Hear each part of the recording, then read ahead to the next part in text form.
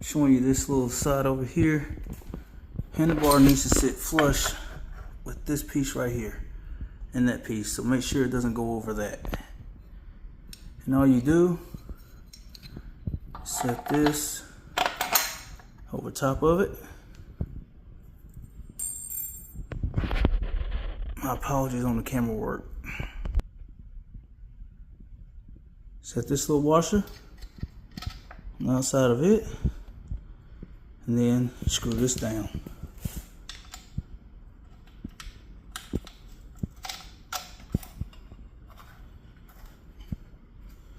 Get that cinch down pretty good, and then voila, that's all it's gonna take. And that's how you install it. Now I'm gonna go to the other side, do the same thing.